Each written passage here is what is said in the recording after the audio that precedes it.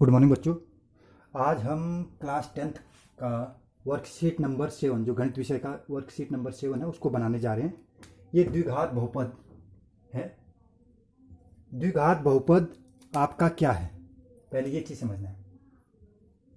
द्विघात बहुपद, द्विघात बहुपद जैसे 2x² प्लस 3x प्लस 4 बराबर 0, ये द्विघात बहुपद है। ठीक है। अब द्विघात बहुपद में हमने कल सीखा था शून्यकों का योग। जरा पुनरावृत्ति कर दे रहा हूं मैं। शून्यकों का योग -b/a, शून्यकों का गुणनफल जो 0 है उनका, शून्यकों का गुणनफल c/a। इन चीजों के बारे में जाना था। और द्विघात बहुपद, आज हम द्विघात बहुपद बना रहे हैं। इन शून्यकों का जो योग है और गुणनफल आपको दिया हुआ होगा, और उससे हम द्विघात समीकरण बनाने की कोशिश करेंगे कि किस तरह से द्विघात समीकरण बनता है। ठीक है। अब आगे बढ़ते हैं, हम इसका एक उदाहरण लेते हैं पहले। ठीक है। उदाहरण आप अपनी वर्कशीट पर देखिए क्या दे रखा है। आप द्विघात बहुपद के शून्यकों का योग 4 और गुणनफल 7 है। ए का मान ज्ञात कीजिए। आपको एक उदाहरण समझा रहा हूं।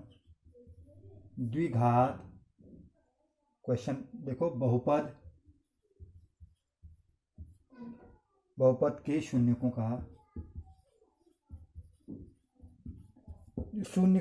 का योग 4 एवं गुणनफल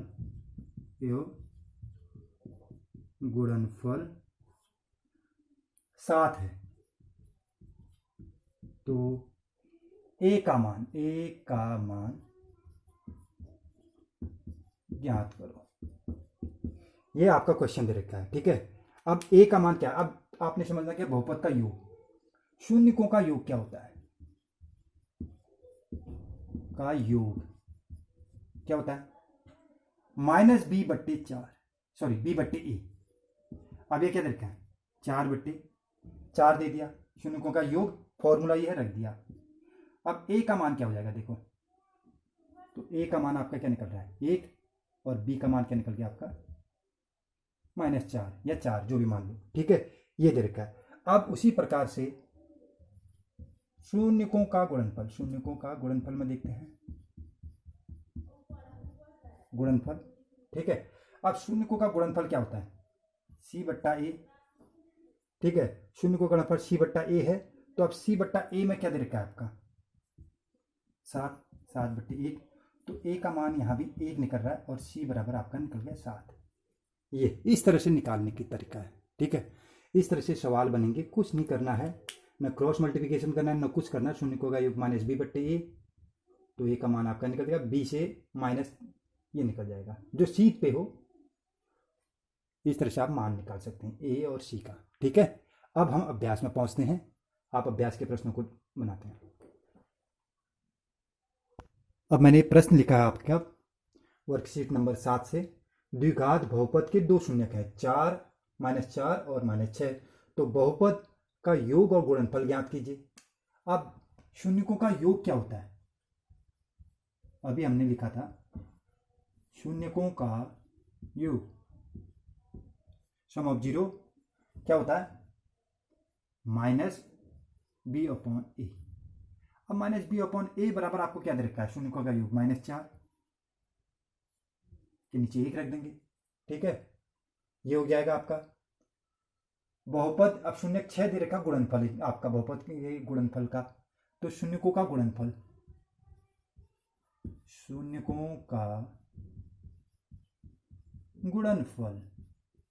अब गुणनफल क्या होता है? c/a। तो गुणनफल कितना देगा? -6/a। तो a की जगह पे हमने क्या लिखा? सॉरी, माफी चाहता हूं, 1 लिख दिया। क्या लिख दिया? 1 लिख दिया। नॉमिनेटर डिनोमिनेटर पे 1 लिख दिया हमने। तो c/a। अब क्या करा? ये आपने मान रख दिया, ज्ञात करो करके, ये कर लिया आपने। b का मान, इसलिए b का मान, अब b का सीध में क्या है? देखो -4, तो b का मान क्या हो जाएगा? -8। ये इतना छोटा सा सवाल है। अब पहले द्विघात समीकरण बहुत बड़े बड़े प्रश्न आते हैं, आपने गणित की किताब में देखा होगा, छोटा आ रहा है। ठीक है, ये सवाल यहाँ पे आपका पूरा हो चुका है। ठीक है, यहाँ से हल लिख सकते हैं इसको, और ये आपका सवाल पूरा हो गया। ठीक है, आगे बढ़ते हैं आगे सवाल पे। अब ये दे रखा बहुपद 6x² प्लस 11x प्लस 5 के शून्यकों का योग ज्ञात कीजिए। अब जो आपको ये पॉलिनोमियल दे रखा है आपको, ये इसकी तुलना करेंगे, कंपेयर करेंगे समीकरण की ax² plus bx plus c = 0 से तुलना करने पर। ये तुलना अर्थ प्रोग्रेशन में नेक्स्ट 5th चैप्टर पे भी आपका ये आएगा मैथ्स में। तो ax², x से x² कट गया तो a से क्या बचा आपका 6, x से x कट गया, b बराबर क्या गया 1 11, और c ऑब्वियसली आपका मिल गया 5। अब आपने जब तुलना कर दी, a b c के मान आपके आ चुके हैं, तो शून्यकों का योग, इसलिए शून्यकों का योग। अब आपको फॉर्मूला पता है -b/a।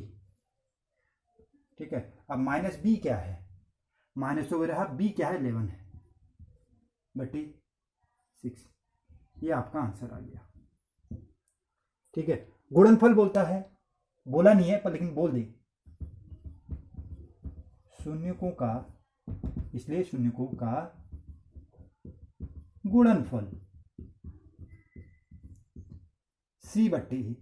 अब c क्या है 5 है, a क्या है 6, ये बोला नहीं गया पर लेकिन मैं निकाल रहा हूं। ठीक है, ये इस तरह से सवाल बनेगा। अब मैं अगला सवाल नोट करता हूं इसी तरह, आप तब तक वेट कीजिए। अब ये तीसरा क्वेश्चन पूछ रहा है, वह द्विघात बहुपद ज्ञात कीजिए जिसके शून्यकों का योग 10 और गुणनफल 39 है। ये एक्सरसाइज 2.4 है गणित विषय, अपनी बुक खोलेंगे तो, और वर्कशीट पे सवाल दे रखा है, तो इसको बनाने का तरीका भी वही होगा जो पुराना हमने कर रखा है। माना पहला शून्य, देखो शून्य अल्फा, आप ए भी रख सकते हो बी भी रख सकते हो, और दूसरा शून्य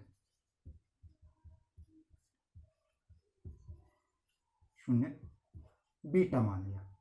ठीक है, बीटा है, इसलिए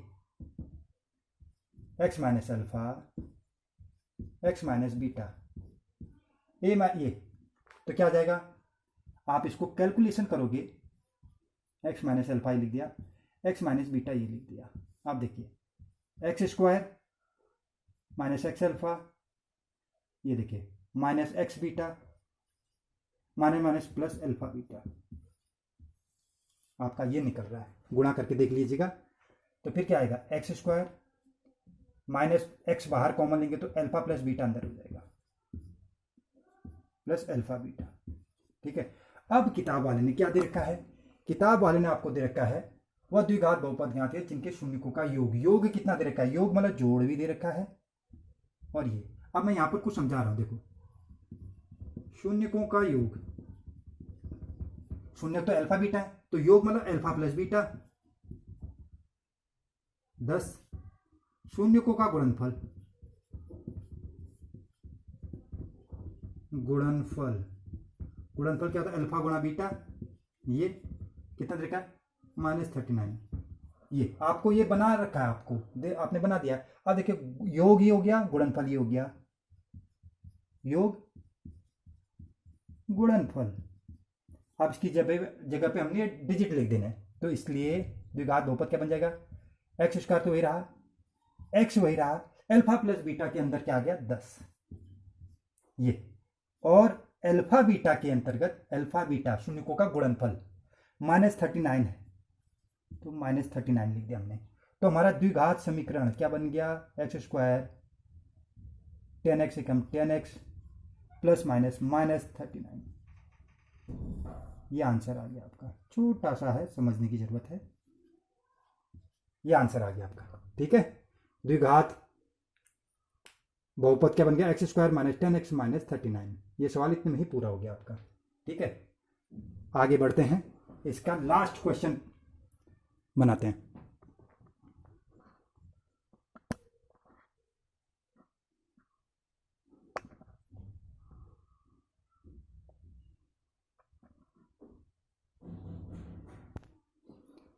इस वर्कशीट का अंतिम प्रश्न है, द्विघात बहुपद के शून्यकों का योग 15/4, शून्यकों का गुणनफल 3 है।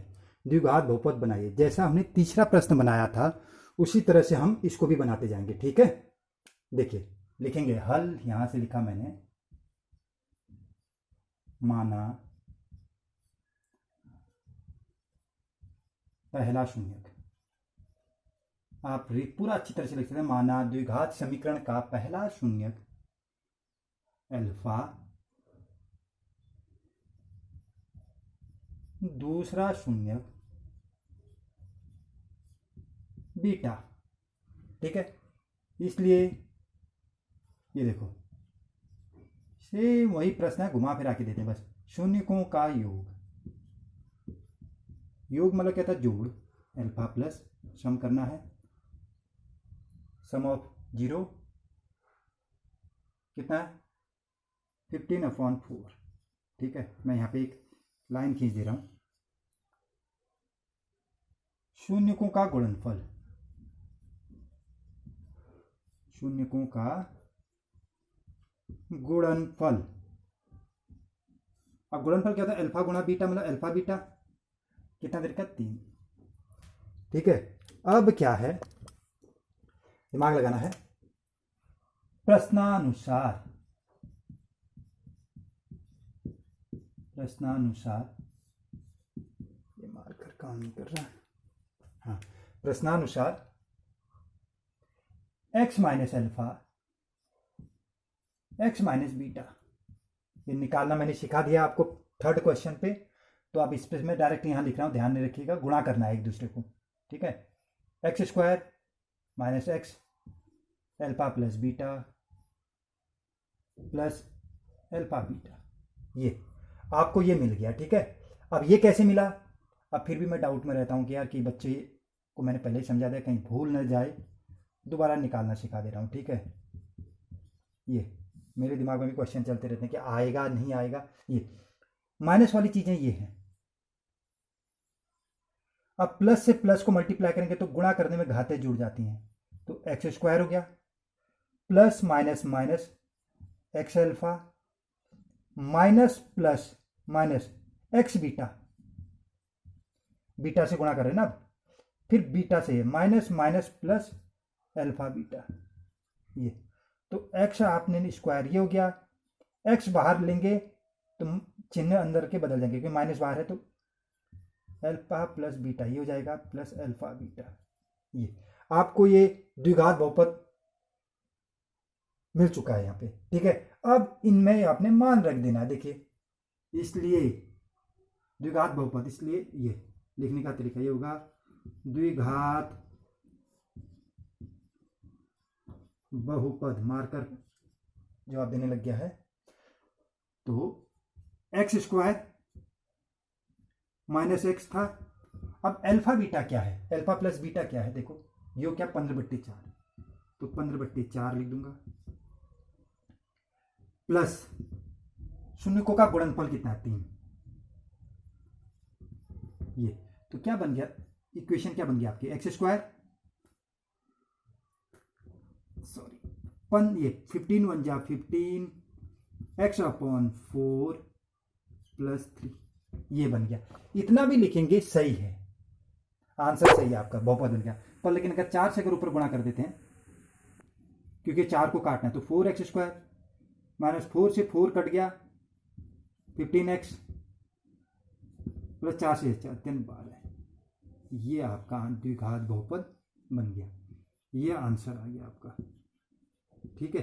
अगर आपको ये करना नहीं आ रहा कोई बात नहीं, ये भी आपका एक आंसर ही है, गलत नहीं है ये। बहुत लोग बोलते हैं यार कि ये गलत आ गया, हमारा तो ये है, पर लेकिन ये भी सही है, ये भी सही है, इसे भी कोई गलत नहीं करेगा, ठीक है। अब ये वर्कशीट हमारी पूरी हो चुकी है। इस पे जितना इसमें समझाना था, बहुत ही छोटे छोटे वर्कशीट हैं। मैं आशा करता हूँ कि आप बनाएंगे। ये बुक है, आप ध्यान से देख लीजिएगा, ये बच्चों की ही किताब है। Director of education government of NCT of Delhi लिखा गया है, वर्कशीट क्लास 10th। इसमें सभी इन्हीं को हम पढ़ रहे हैं क्योंकि ये शायद इनकी बच्चों के एग्जाम में बताया गया है कि इन्हीं में से पेपर बनेगा आपका। ठीक है, आशा करता हूँ ये वर्कशीट समझ में आई होगी। और बच्चे अब गणित की किताब खोलेंगे और गणित की किताब में यही क्वेश्चन आपको 2.4 पे मिल जाएंगे। सेकंड क्वेश्चन है, उनको बनाने की कोशिश करेंगे और मुझे दिखाएंगे। ठीक है, धन्यवाद।